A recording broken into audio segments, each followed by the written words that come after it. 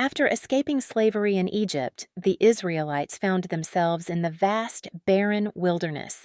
It had been weeks since they had crossed the Red Sea, where they had witnessed one of God's greatest miracles. He parted the waters to save them from Pharaoh's army.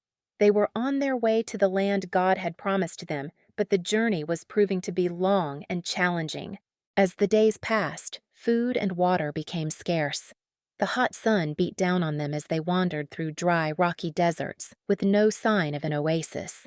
Hunger began gnawing at them, and they grew tired and weak.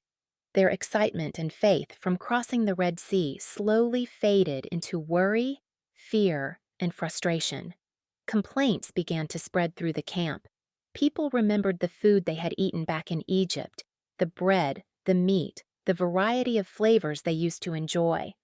Some even said, "It would have been better if we'd stayed in Egypt rather than starve out here in the desert." The complaints soon reached Moses, their leader. Moses had led them out of Egypt by following God's instructions, but now he, too, felt the pressure. He listened to the people's cries and complaints, feeling the weight of responsibility on his shoulders. Moses turned to God in prayer, asking for help. In response, God reassured Moses, promising that he would provide for his people, just as he had done when he delivered them from Egypt. God was not going to abandon them in the wilderness.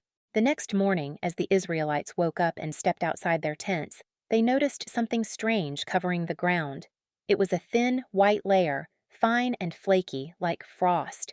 The people were curious and a bit confused. They picked it up, examined it, and asked each other, "What is it?"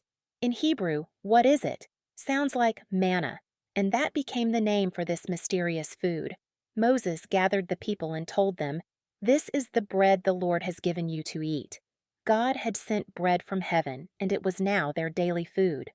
Moses explained that each family was to gather just enough manna for the day.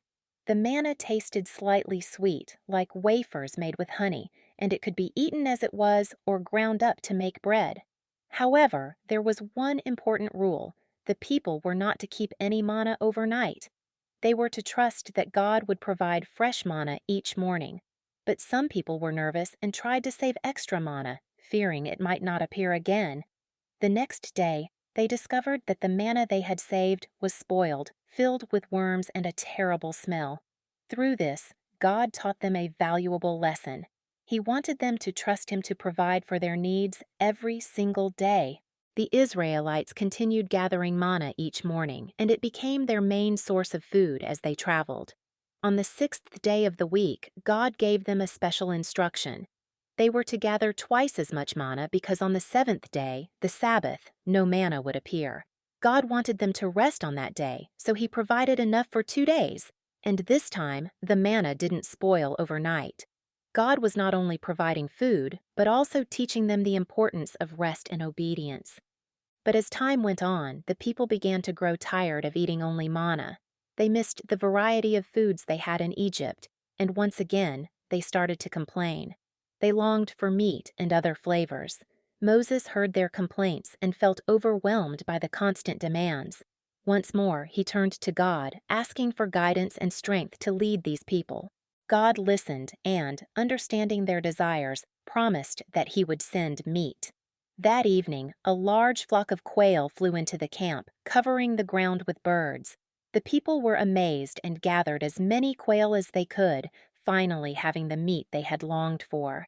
They prepared the quail and feasted, satisfied by the taste of something new. Through both the manna and the quail, God showed His people that He would meet their needs. However, He also wanted them to trust in His timing and provision. Each morning gathering was a reminder that God was with them, providing for them in the wilderness. This story became a lesson in faith, gratitude, and patience, as the Israelites learned to rely on God daily for their survival. For 40 years, as they wandered the desert, God continued to provide manna, feeding them all the way to the promised land. This story of manna and quail has been remembered through generations as a powerful example of God's provision and His desire for His people to trust Him fully, no matter the circumstances.